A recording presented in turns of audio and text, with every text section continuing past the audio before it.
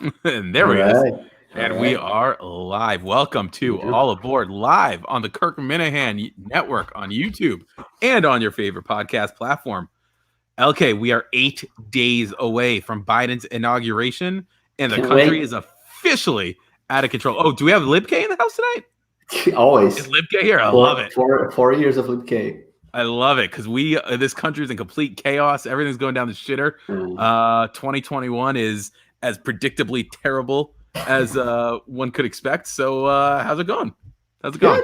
Good. I mean, a lot of things going on the past week. You can't ignore, what's going on. But so far so good. I think people need to just relax. Take 5 steps back, and the world's not gonna end in 8 days. So it is what it is. Not. It will not. It also won't end in 4 years and 8 days. We hopefully Ned will be able to join us in a little bit. But in the meantime, we do have a special guest that's joining us today. You probably know him as the Kirkenoff newsman, but we have Andrew Augustus. So Justin, why don't you bring in Andrew? And Andrew, how you doing today, bud? Good. Thanks for having me, guys. Happy to be here. No, it's our pleasure. And we brought Andrew in because I don't know if you've really jumped into it so much in Kirkenoff, but you've got a pretty interesting story about yourself. I do. It's so just the quick synopsis story. No. I don't want the quick synopsis. Yeah, I am going to step out of the way, and I just want you to jump right into it. Back in 1990, my parents. So in my background, I started off my career after college as a radio reporter, and I worked for a conservative station down in Rhode Island, just as a reporter, being a news guy. And then after 2 years of that, I ended up going to work for the mayor of Providence in his press office, doing that for a year, kind of switching sides, being the guy, like just manipulating it as a press associate, low level, but at least helping with the communications for the city of Providence. And then for some reason, I thought it'd be a good idea to go chase a girl out to Nevada and go work for her dad. So I left the nice city job to go work for a girlfriend's dad, which was a bad idea. But when I was moving back, after 6 months, I moved back from Nevada, and I ended up joining a gubernatorial campaign in Rhode Island. For those of you who don't know, the current mayor of Providence, Jorge Elorza, he's a Democrat. I ended up working for the current mayor of Cranston, Rhode Island, who is running for Governor Alan Fung, who is a Republican. So I hopped on in that of March of 18.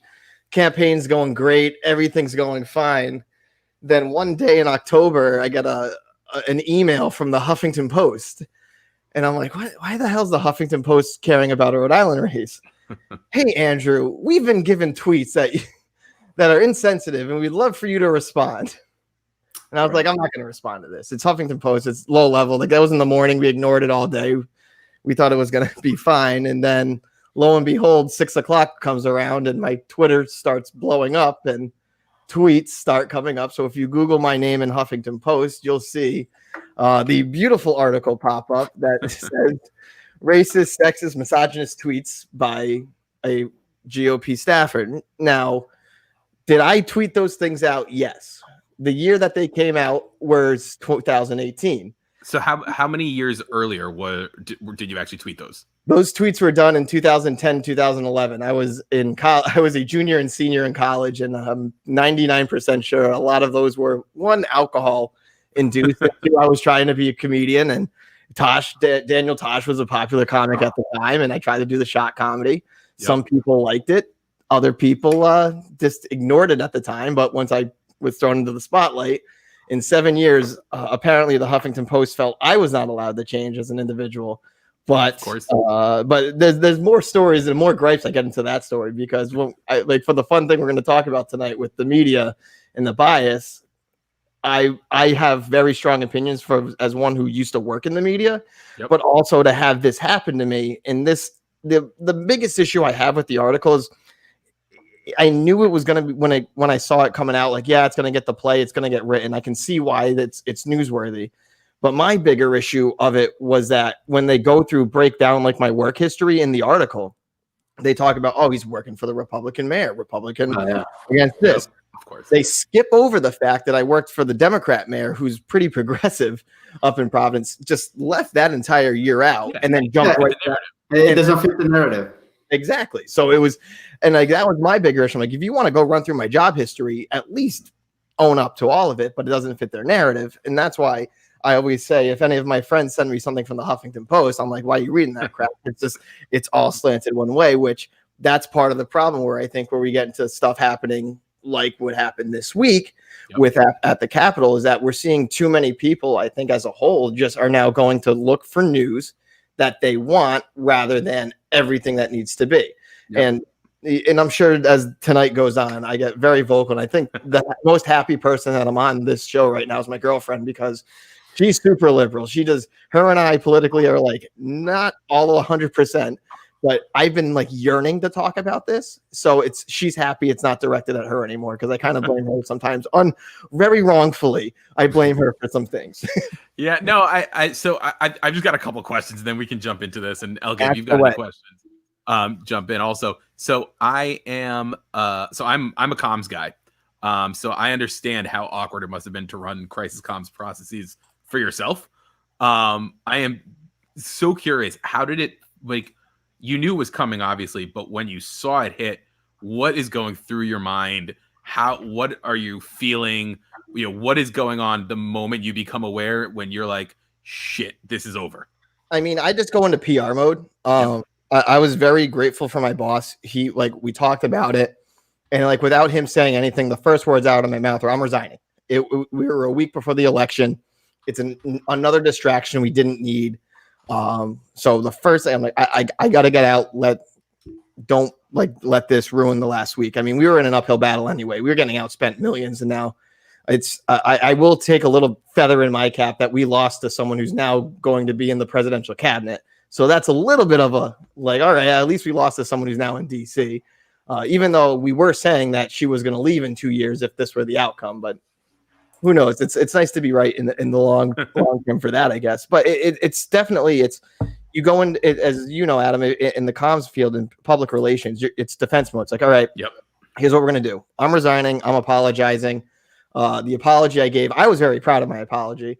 And look, I have my own personal views on the whole situation, but overall, at least I owned it. I didn't Roseanne Barr and say I was taking an Ambien. Or that, look, I said those when I was an immature college kid. Throughout my years in life, I've changed. My life experiences have gone on as is, and you live and learn from it. As I throw my pen off to the side, you live and learn from it, and it's just you know in that situation what the standard playbook is, and you roll with it. You can fight it, but at this point, it's for the position that I was in. I wasn't as important as what the greater aspect of it. So I was just like, look, I'm out. I'm done. Like, don't let me be a bother to the campaign. It sucks, but it's the worst part was like the interviews after, because every time it comes up, it's like, what's this? Well, let me explain. And I was fortunate. I actually got to go talk to my high school, and I've actually gone to them a couple of times and talked to kids about social media responsibility. Like, look, you think you're funny now, and but like you look at Kevin Hart, not gonna end well. It's never going to end well. Like you have kids now. Like they were just talking about it on the show last year, because I'm re-listening to the show, and they were talking about that kid from Iowa who raised all the money, and they had like Anheuser-Busch donated $1 million to the thing, and then the guy from the Iowa Register comes in and is like, oh, he tweeted this. It's like, why? It's the one thing I hope the overall from my stories I hope people can take away is you can't. And even in all of politics, like with everyone bashing Biden when he was talking about his views in the 90s, if anything, I give someone like that a little more credit who has kind of these old outdated views in the 90s, and then they switch when they get new information. I think that's a sign of maturity. And I think that you can't judge something by 2021 standards that happened in 2015 even. It's just things are changing so quickly. It's like, look, yeah, I said stupid shit. I own it. I didn't say it was someone else. Some girl stole my phone back in college. I could have said that, but no, it's like, nope, I said it. I'm an idiot. What can I do? Yep. Yeah, and I think also, and we talked about that like one of the first episodes on how social media helped to amplify these stupid things, right? Mm-hmm. That maybe 20, 30 years ago, you would say that, on the street with your friends, and then, like you said, 8 years later, you're more mature, you wouldn't say the same things, right? But everything that happens on the internet, stays on the internet, and that's a problem.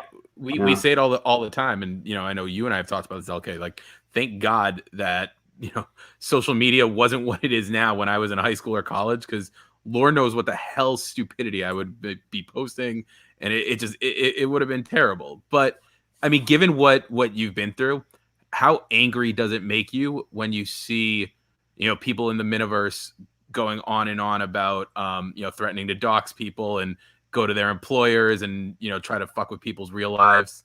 It's just frustrating, because for me, I've put myself in a public position. I'm wise enough to understand when I got into radio. All right, I'm a public figure now. People are going to look at me. People are going to recognize my name. They're going to see me out on this. And even it's just a little bit in just Rhode Island, but Rhode Island's a small enough state that you're going to see that. And then we're going to nice little surprise jump in. But but for something like this and this minute, we're all here because we like the Kirk Minahan show. Mm-hmm. It entertains us. It brings us bright and smiles for 2.5 hours, usually out of our days. To just want to cut someone down, like, at the end of the day, like, this is just all fun, but it's not real life, guys. So it's like, why you coming in? And like, when I watched Kirk go through the whole merchants and stuff at AEI, I'm like, even then, before I was even going through my stuff, I was like, this is ridiculous. It's like, yep. We all have free will, free choice. You don't like it, there's a thing it's a dial. You hit that and it changes, and you're good. You don't have to hear it anymore. Just because as he always says, he doesn't like a certain musician, I do. That's fine. Great. Whatever. That's what this all is. No, I completely agree. And obviously a big welcome to Ned, and thank you for finally sorry for being late to grace us with your presence. Yeah, well, no, you're talking about free will and whatnot, and it's one of the big things that we've been hearing. Who the hell is making all that noise in the background? Sorry. LK. One of the big things that we've been hearing over the past week, and I think it's misguided, and I hope we all agree that it's not really appropriate for this, is free speech. I don't think what's going on right now is a free speech issue. I think that I hope that we all agree that there are other issues here, but free speech is not one of them. Is there anyone who disagrees with me? Do we have to have this debate or this argument that what's been going on is a First Amendment issue? No, I agree. It's a private company. They can do whatever they want. Okay. I wish they used the real justification on why they kicked out Parler than trying to come up with excuses for doing that. Yep. And so with that, I'd say just very, very quickly, just to go, because I've worked in social media, and I have done the history of social media a little bit. I'm just going to go through a few very quick facts, and let's just jump right into this. So just so that everyone's clear, social media, not actually a media thing. It's really just called that because when it first came into mainstream view, nobody really knew what else to call it. But it's really just Web 2.0, internet-based apps, user-generated content lives at the lifeblood of it, profile-based sites or apps that are designed and maintained by a social media organization, and a tool to facilitate the development of online social networks. And ultimately, social media networks and platforms, and this is where it's really been hitting over the past week, is they benefit from Section 230 of the Communications Decency Act, which in essence, it's a pivotal internet law, and it provides tech companies and social media platforms the safety of not being held legally liable over content posted by their users. And they're not regulated by the FCC. So, when companies like Twitter and Facebook, like LK said, are using the excuse of this is putting out fake news, and this is publishing news and news. Technically, they're, in my mind, saying that, we want our cake and eating it too, because they are saying that they're not a news organization, but they're acting with it. So with that in mind, not to mention that Trump has been saying that he wanted to repeal that. Yep. I'm sorry to be late to the show, but I got to jump in while Adam's taking a breath. So Adam, some tip. When you're reading something online, try to read ahead and then look at the camera so it doesn't look like you're reading from a teleprompter. That's just one. I'm looking right at the camera. I don't know. Come on, dude. You're doing this so we can see Section 230. I got kicked out of my office. I'm in a room with one screen. I love Ned giving tips to Adam. Right? Him being late. I'm being late. But see, I look right at the camera. Ned, I want to hear you go first. What's some of your thoughts on Twitter suspending Trump and and Facebook as well? Where do you want to start with this? I want to start with Uganda. I am appalled by the fact that Jack Dorsey kicked off his #1 revenue draw, by the way, because of hate speech or because it's not a First Amendment issue. And yet when the president or the government, not the president, but the government of Uganda banned all social media and internet interruptions to have a fair and unbiased election, he cried foul. He's actually trying to say that right to an internet is a human right. Sure it is. And just a fucking hypocrisy, absolute hypocrisy. They want, one of you said it just before I came on, or as I came on, they want their cake and they want to eat it too. Total bullshit. And we have you want to blame someone? Look in the mirror. It's all. You can never make fun of Steve for being an elitist douchebag again, considering the fact that you're saying Uganda instead of Uganda. It's Uganda. Just want to when you go to the countries, you learn to say the names. Yeah. Andrew, what you got? I mean, Ned hit it on the head. For me, this whole situation. I like Andrew already. Right. But what scares me the most about this is that slippery slope. And is it a First Amendment issue right now? No. Could it be? I don't know. It's opening up that way. And I was even telling all my friends this. I'm like, guys, you got to look at the situation. Great. Bad orange man's gone. Should he have been banned? Partially, yeah. They've given him enough chances to be like, hey, clean your act up. And was his words inciting violence? Yes. Did he do anything to help kind of quell the riots at first? No. It's just always had. I've heard stories. When I worked on the campaign, I heard stories in the White House that there were people trying to take his phone away, and he has other phones hidden around. You can't take the phone away from the man. It's incredible about how petulant of a child of the mind. Such a fucking spoiled little kid, isn't it?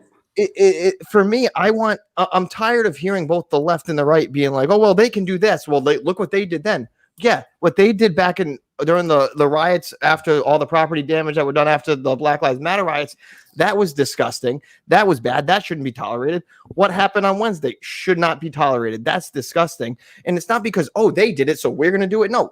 Can we have one side just be like, we're adults here. That's wrong. We messed up. Let's fix it. And no one is willing to take that step. And that's where I get frustrated on the whole situation. And if Donald Trump had any was smart, I thought when he came out and called for the $2,000 checks, he was turning a point that he's like, right, this rhetoric's going to tone down. He knows he's finally lost this election. He's given no proof. They can go through all the courts all they want. The Supreme Court even said, get the hell out of here. So once you've done all that, you've lost, take your ball, go home. But instead, you're telling back in September to the Proud Boys, stand up, be ready. This is what you get from that exact moment. Yep. And that right there is you're inciting violence. It is, you know what? With this impeachment going through, I kind of hope it does go through now, because I just want to see the circus keep on rolling at this point. And at some point, one side, mainly the right, needs to come to terms with it, because 4 years ago, back in 2016, when all the left was saying, not my president, what was the right doing? Making fun of him for it. He was elected, duly so, in a fair election. He lost this time in a fair election. And it's just, you got to come to terms with it. And at the end of the day, it is what it is. You move forward and you handle things the right way, and you put this blemish behind you. They won't put it behind him, and they're going to put this whole Twitter, oh, he's banned from this. Now they're banning Parler. They're banning conservative voices. No, what they're doing right now is looking at legitimate threats. And unfortunately, where Don Jr. tweeted out, right, Orwellian 1984, we're getting to that point now. And this is all a slippery slope. Just because you wanted bad orange man gone, it's going to start this. You're going to be happy now, but 2-3 years, it's going to switch around. All right, let's go to LK there, because we're going to go back to a lot of what you just mentioned, Andrew. But let's take a step back and go back to the original question here. And LK, what's your initial thoughts when Trump was suspended? My initial thoughts is that Andrew's a chatterbox. I love it. He can go home and stop. Yeah, that's good. So let's stick with Trump now, because I want to go back and talk about Parler, okay? Yeah. With Trump, and I agree with what Andrew said, that people are blinded by their hate of orange men, yes, right? And they are willing to justify the unjustifiable because of orange men is bad, right? I think this is something that I want to establish, either if you agree or not. Having said that, I also agree with Trump with Andrew, that Trump has been escalating this issue since last August, right? Tweeting stupid things, get ready, let's fight, and then after the election, we're gonna overturn this. It's bullshit. So I think January 5th was when the pressure cooker, exploded, right? And what did he do? He came out with that fake video, which to me was very fake, right? We need to establish a peaceful transition, blah, blah, make sure everything happens. So you could sense and feel and hear the fakeness of his speech. And then what does he do at the end? But I don't agree with that, right? He had to finish his freaking video, right? He didn't even wait till the end. It was from the beginning. And that, so, I don't want... No, let me finish my point. Okay. Yeah, I think, so I agree with him getting out. Listen, this is not a First Amendment problem. Twitter is private, and they can ban, they can suspend. Fine, but use one standard. Don't use double standard. Don't be hypocrite. Banish the president of Iran, right? Stop complaining that Uganda blocked internet, right? Just be fucking, use one standard and follow. Pick a lane and stick with it. But why should they? They're not regulated. They don't have to. They can do what they want. They're a private company. But that's my point. They do what their stockholders say. Otherwise, use the right justification. We don't like Trump. We're gonna ban him. Right. Don't make any pretense about what you don't try to say you're one thing and then act differently. Yeah, I would respect them more if they said that than coming out with excuses to Or I would just say, you want to enter my platform, you've got to cross this barrier, and whatever that barrier is, you've got to be a certain political belief, ideology. The problem is we've allowed the technology to be an oligarchy over us. We were just talking about this previously. The real problem is you can have a Parler, you can have a Twitter, you can have any type of social media, and you're right, Adam, it's not really the proper definition, but a social platform you want. But when behind the scenes you've got only a limited few of those providers of that platform, you've got control. Now you've got a monopoly. Now they can tell you what you're going to say. They can actually control what you're going to see, and it'll be what they want you to see. And I think by the way, get off social fucking media is what I say. Cancel them all. If Kirk wasn't on Twitter, Twitter would have been gone 2 years ago. You're old as fuck, so it makes sense. Yeah, but I've been off Facebook since my grandmother was alive, asshole. And you guys are all like, we're in a Facebook group. I'm like, what are you? No, we said that Kirk is in the Facebook group now. So shout out to the illustrious benefactor. He's got a business to put up. But you guys on Facebook, a few friends, and I'm convinced that they had a plan already in place to kick him out of all platforms. They were just waiting to press the button.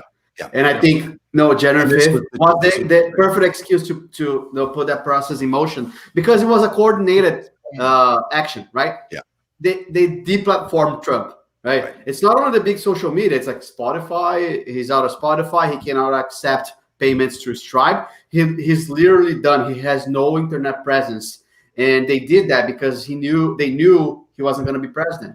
So how does he defend himself now? Hang on. Do you actually think that he's, by definition, been actually deplatformed without Twitter, Facebook, and all the other things? Would you say that Trump has been deplatformed? Have you heard from him since? I mean, I would argue that yes, and I actually don't think he's been deplatformed. I think he's lost one of his pathways to directly have his voice heard. But first and foremost, he still has infinite amount of spokespeople out there on these networks for now that are basically acting as his mouths. And the other thing you have to remember is, and this will go on well past when he's president, also well past then, is he still has the press. And anything that he wants to say, if he really wants to say it, he can get it covered. He can get it covered by any of them. An outlet.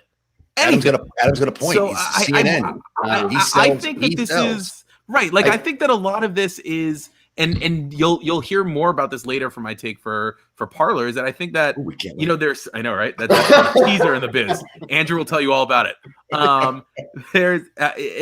I do think that it's being a little blown over a little bit and PR'd and buzzed up a little bit, because I don't think it's possible to truly deplatform someone that is A, the president of the United States, and B, that level of a celebrity, whether for good or for bad. I just don't. And, the other thing is, and not to necessarily redirect the conversation a little bit here, but for me, it also comes down to expectations. And I think, LK, you hit it on the head.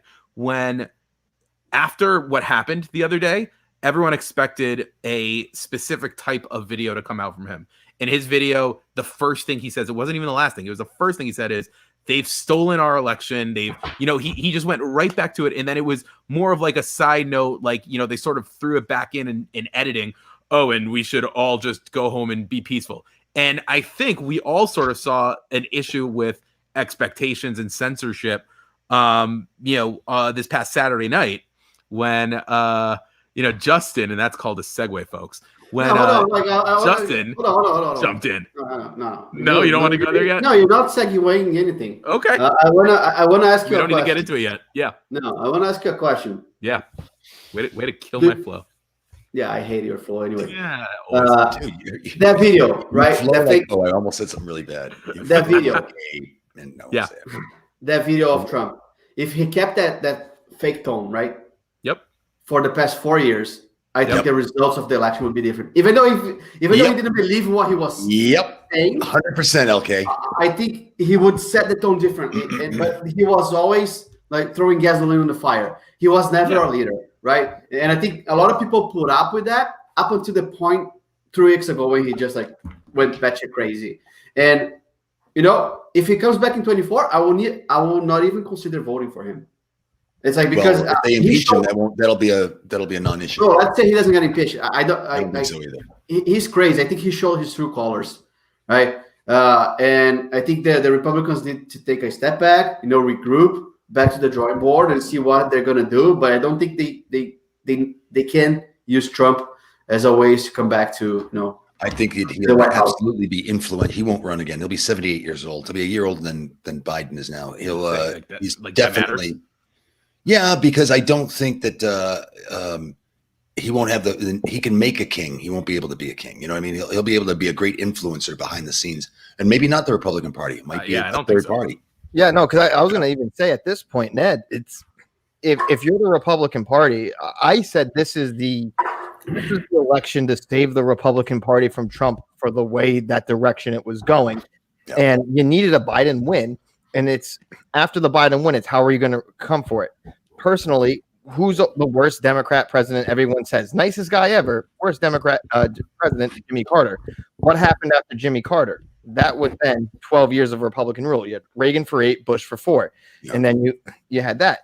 If for some reason Trump won this, I looked at all my Republican friends and said, "Hey guys, you understand we're about to get 20 years of Democrats after 8 years of Trump. It's going to be that reverse pendulum." It could be. And if there's any hope to save this, LK is a good point. LK, go ahead, because I called out 12 years of Democrats if he loses, and you can paste it in. Like YouTube will be here forever. We might not be doing this, but don't worry. That's around for us, and they're done that. Okay. Jimmy Carter's an asshole. Andrew, just to close off your point, when you had that transition from Carter to Reagan, you didn't have the media underneath. Well, you did, and it was a narrower base. You had 3 or maybe 4, if you want to count PBS, news outlets, but you didn't have that didn't permeate society the way the social media apps does now. And what is it? What is Twitter? 15% of the U.S. is on Twitter. Is that correct? I don't know. I don't know. It's not much though. Really, it's not much. So it's been like this, and it's also sent to divide us as well. So I'm not so sure. I think I kind of agree with LK. I think we're going to see Biden not make it through his first even year, maybe definitely not his first term, and you're going to have possibly 3 elections, maybe 10 years of Harris. Jesus, which is extremely frightening. So I guess we can jump into the other social platforms. So the other big news for this week in terms of censorship and in terms of quote unquote deplatforming is Parler.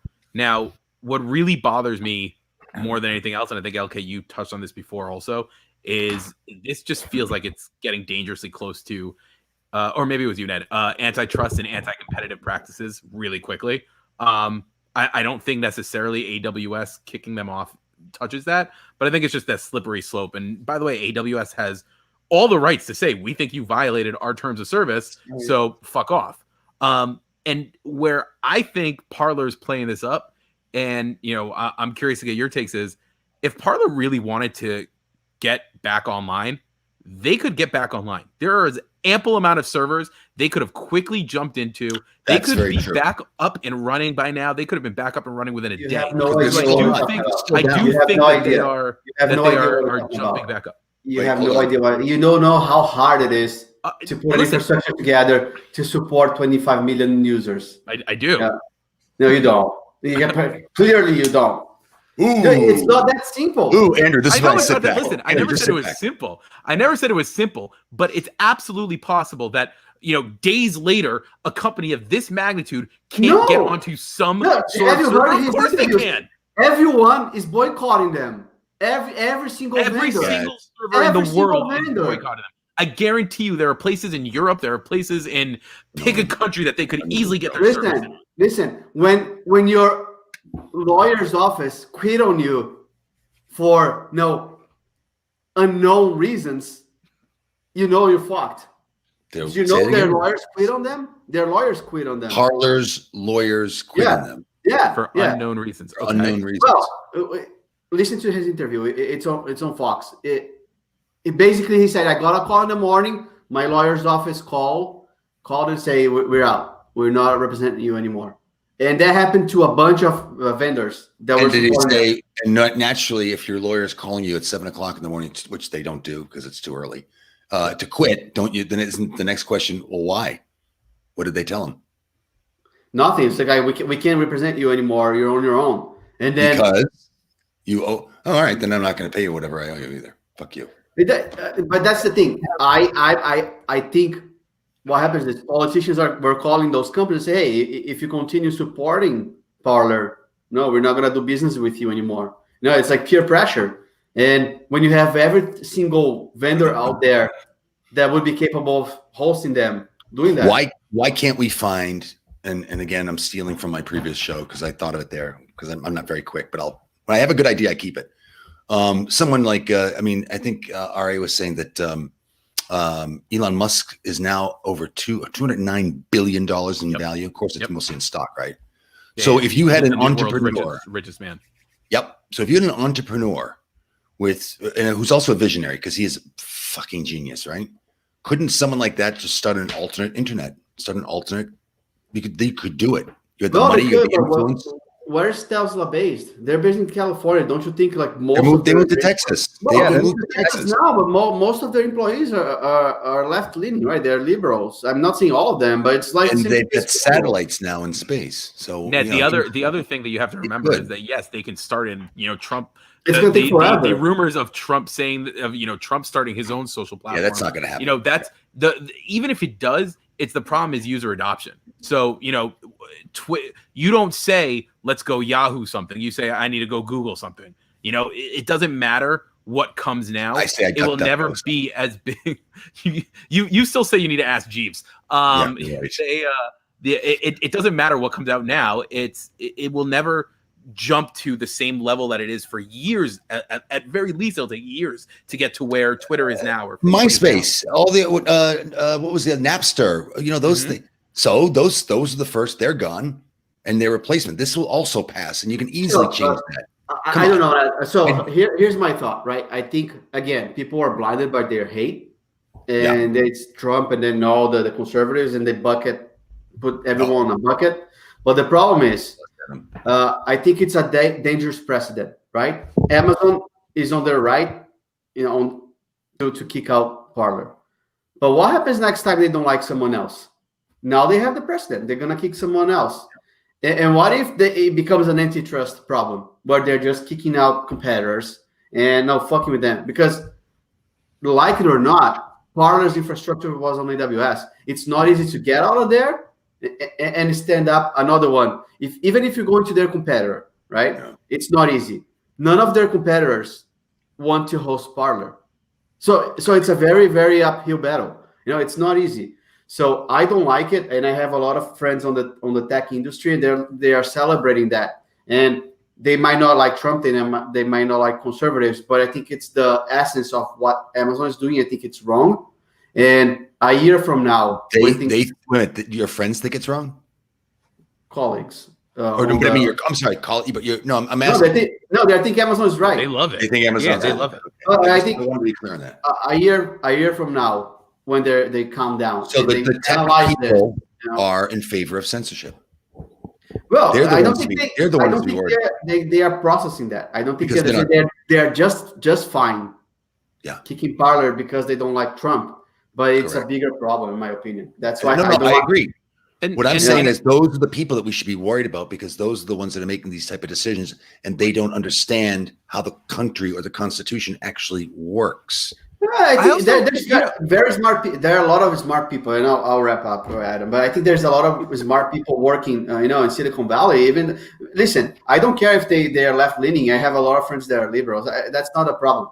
But I think when politics start to influence those big companies, I think it's a problem. And the worst of both worlds, right? Like I'm totally against socialism and communism, but now what we are seeing is socialism and communism being governed by 5 or 6 companies. It's not even the government; it's private companies dictating what's going to happen with the world. And that's what really bothers me is that I don't love. I hate the idea of one company or one person or just any one entity making the decision of, this account it incites violence or is, evil or whatever is a danger to society. I truthfully, and I think I've said this before on the show, LK, give me the Adam, you're a Jew question.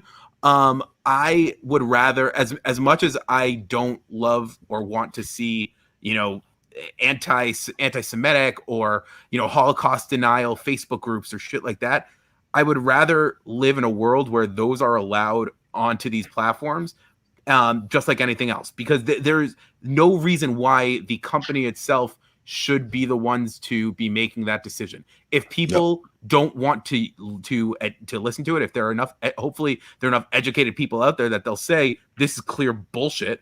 But I hate that idea. Now, obviously, LK, you scared off Andrew when you called him a chatterbox. So I know, Andrew has not shut up. But Adam, just before you turn over to Andrew, I totally agree with you. Except I do think they should deplatform Jet fans. Well, I think everyone can get behind that. Yeah. Sorry, Chris. What scares me, as you alluded to, Adam, it's the having the power you get when you can control what is and what isn't appropriate, what isn't offensive, what isn't violent. That is a certain type of power where now we're talking about, again, Twitter, 15% of the population, but that 15% now is showing that they're going to be vocal. They're going to go out and do it. And yeah, there needs to be ramifications for what Trump said. And even some of the stuff on Parler that I was reading, some of it is batshit insane. But wait a second. Why should there be ramifications for what he says outside of any legal ramifications? Why should there be ramifications to him on social media or things like that outside of, if he says or does something illegal, he should be prosecuted for the law. But why is there the need for ramifications that way? Because it's a private company. You're going to go back to the private aspect of it. It needs to. It's their choice. It's like, look, we don't want to be associated with this. Like, just like on a campaign, you don't want to bring a staffer up with a checkered past, because then you're going to get hammered for it. So why do they need Section 230? They could have used that, right? They could have used that justification. Yeah, saying that it was like threatening and violence on the platform. You keep disruly passengers off of flights. The airline has a choice. They can throw off anybody they want. It's their business. And that's why they get to do it, Trump. So that's why I wasn't crying too much tears that Trump got kicked off of it. And again, it's he poured gasoline on the fire in that fake video you guys were talking about. He's just pouring gasoline on the fire. He had a chance to be an adult and just shut the hell up for once. That's all you have to do. I'll never feel bad when it was very obvious. Like, look, you can just do the normal common sense thing and you're going to be fine. But no, Trump this is where a point where he's playing chess instead of checkers, where he goes, you know what? I'm going to get more publicity if I keep doing this. And he's right. Unfortunately, the ramifications of that were devastating. It's just maddening that you could defend that. But again, this is where you're going to get when you have the free speech like we do have here in America. It's, yeah, I want to be able to do this, but should I be able to do it? There is some sort of self-responsibility. And I think that's the bigger issue. Everyone's missing at the wayside. I can't say Trump's getting kicked off because of his conservative views. He's getting kicked off because he's an effing moron. Yeah, exactly. And I think we all agree here that like I could not care less if he's kicked out or not. I think my real problem is Parler, because the justifications that I've seen is like, oh, threatening and violence and all that. You see this all the time on Twitter, on Facebook, and all of the riots that were planned for January 5th and the protests last year were on Facebook. So why isn't Facebook deplatformed by Google and Apple? Correct. I mean, correct. Again, pick a lane and stick with it. That's the problem. I think they are just trying to kill the competition. And Parler was being seen as competition. Were they attracting these bad elements? Yes, but I don't think everyone on that platform was bad. I was there. I was following a lot of what was going on. I never seen any comment about violence because I followed. I went to. I don't. Oh, maybe I was. But that's so one guy saying to shoot Pence for Christ's sake. The UI was awful, right? The user interface was awful, so it was very hard to follow a thread. But the main post, I never seen anything. But I think it pisses me off. I mean, Parler, my blood was boiling like Saturday and Sunday because as a technologist, I think that was very, very bad call. And I hope one day, people rectify the problem, right? Yeah, I also just, Elke, I know I'm not supposed to. I know you've banned me from looking at the comments, but our boy Dano has a great comment here, which is with Amazon's power, they can just, completely pull the plug on the U.S. if they, if they start going down this path. And I agree. I think that that's where my issue goes with this slippery slope is that where does it end and how? And right now, because it's all towards the orange man and the evil right, everyone is applauding it and empowering it. And I think that that does a lot more damage down the road than letting Parler exist or letting Trump still be on these platforms. And that's what really, truly scares me. Yeah. Well, and that's the case, then if you're the Republicans at this point, then that's your reason to just get them out of your party right there. You want to return to some sort of normalcy, take the hate away of the orange man away, and we can hopefully prevent any further. I agree. And also, we are saying that you mentioned it earlier, Andrew, when you were talking about the sort of everyone living in their own echo chamber. If everyone is so pissed off with having the right's voice and Trump's voice on Twitter, then they should be thrilled that there is this new platform that seems to be really attractive to the right. Everyone's going there. The left can be Twitter. The right can be Parler. Everyone can live in peace and harmony in their own little echo chambers. So stopping that and saying, no. It's not only that you are not allowed to be on my platform with your ideas, you aren't even allowed to have your own. It's very good, Adam. It's just this is what scares me in terms of the way the world is going in big tech. Yeah, and do yourself a favor, right? I'm not gonna say anything, but Google, Amazon Web Services, biggest customers. That's it. And it's what Dano said. If they want to shut off their main customers, there's no more, I think lifestyle as we know today. It's not only internet, it's lifestyle because there's a lot of things running on AWS. So do yourself a favor and research about that. Yep. All right. Well, I mean, what's the patch cord? I'm sorry. Oh, I think that was just technical. Yeah. Oh, okay. Amazon gonna a patch cord. So, yeah. I mean, I think we've pretty much exhausted this. Andrew, you got anything else for us? I mean, I could just keep going on. Go for it. For Parler, for my very brief time on Parler, because I actually made the Parler, I think it was like Thursday, like the Thursday before. Likewise. A very brief view of it. my issue when you brought it up with the echo chambers is the bigger issue is from, as Trump was blaming the media. We've become at a point in this country where we can't tell the difference between who a respected journalist is, who's there to give you the facts and as is, and who's a commentator.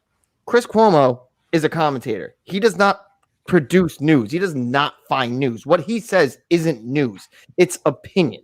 And the slant in that, we've given so much power, in Twitter, Facebook has added to this, has given these respected journalists. Oh, Jim Acosta. Jim Acosta used to be a respected journalist, and now he's let his bias show go so much one way that what he says now you have to take with a slant.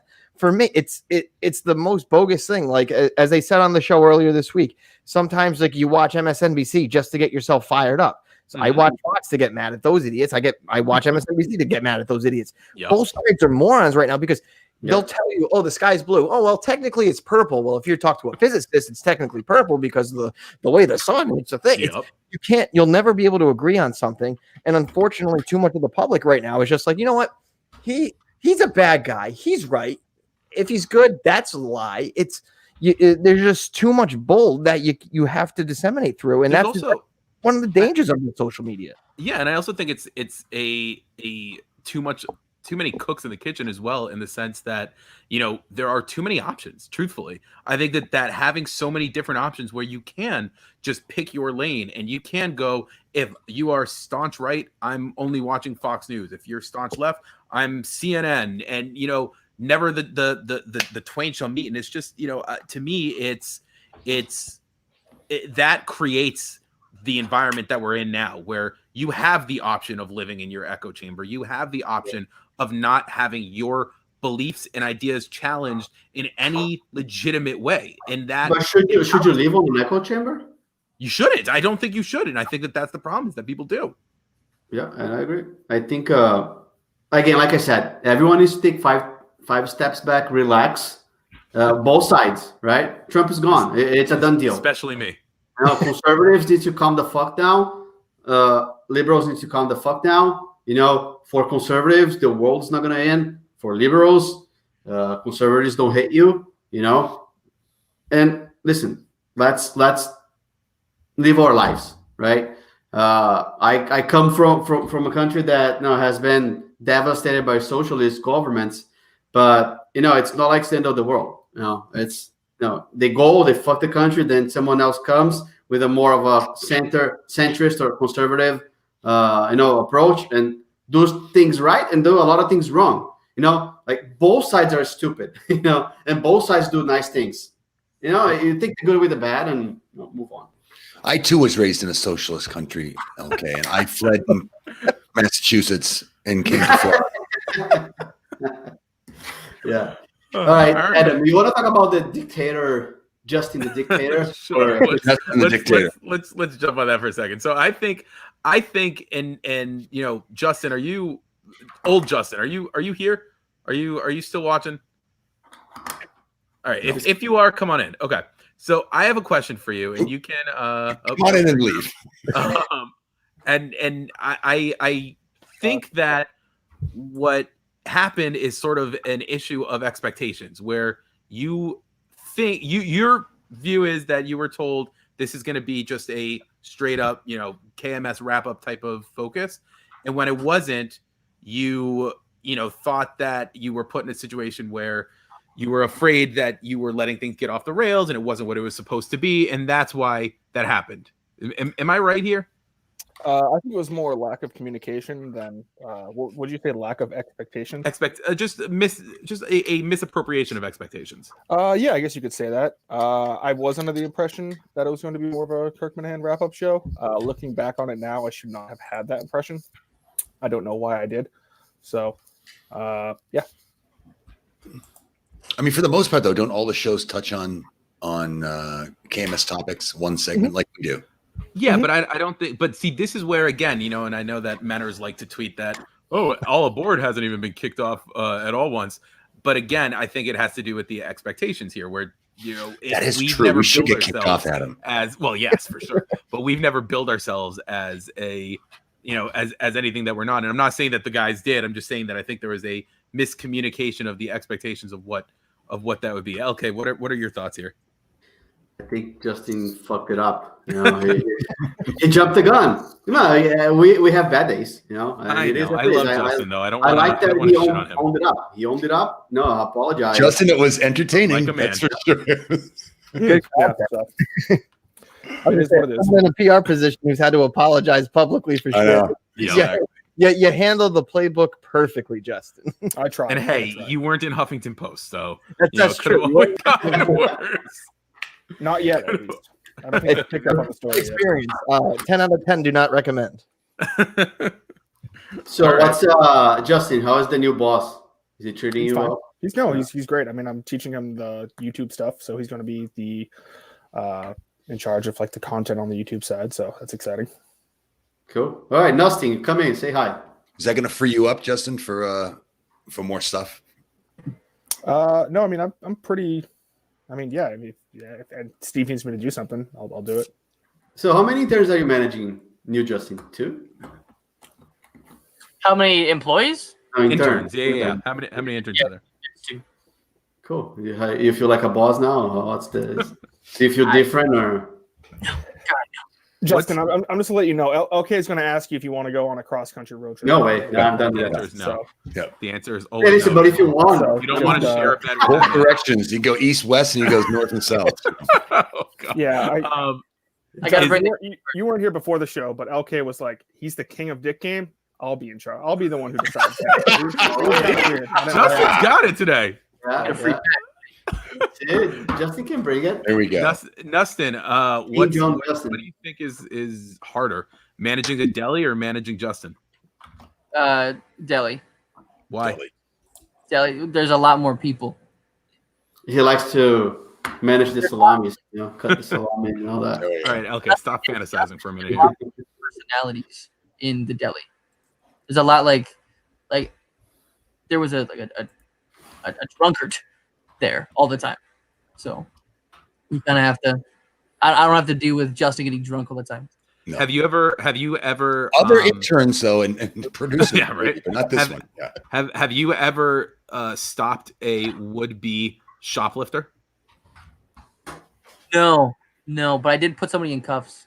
So that was fun. What's going to take a salami? Just put the salami down his pants? No. Listen, I'm just saying, Feel from I'm a trying to figure out the pros and cons of one Justin against another.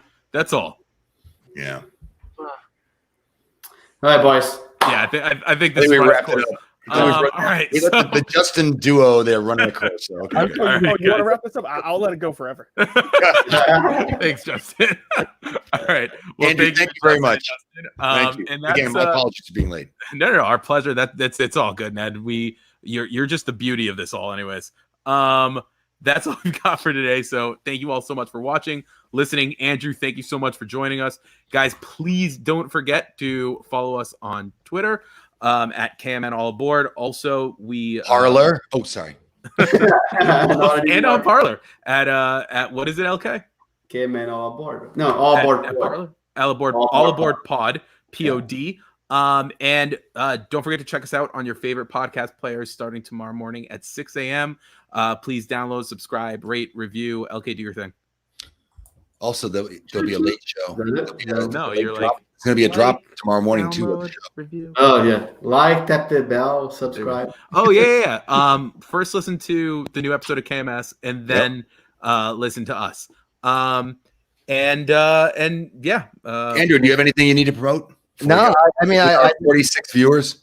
my 46. No, I've been doing the news updates on Kirkenoff, just kind of my new intro into the Minifan world. I've been a nice silent fan for a while, and now I just hit the point where I'm like, yeah, well, Huffington Post knows me. How much worse can? Oh, you'll find out a lot worse. A lot worse. I mean, I've gotten death threats from that stupid thing, so that was Really? I made it over it. We call that Mondays in the Miniverse. I just went through. I just Death finished Threat more up to Thursdays. date on Kirkenoff. It's a fantastic podcast. It's great. It's great. Really? Check it out. Long form. I think DMD do great. By Mike's It's, daddy and Buddy, Yeah. who is I think VA Cianci on Yeah, Twitter. buddy Cianci. Buddy Cianci, the great Buddy Cianci, who I used to work with when I worked on that conservative radio station. There you go. So there's more with that. there's the promotion. Check them out, and check Andrew out doing their news. Thank you all so much. We will talk to you next week. Thank you. Thanks. Have a good one, guys.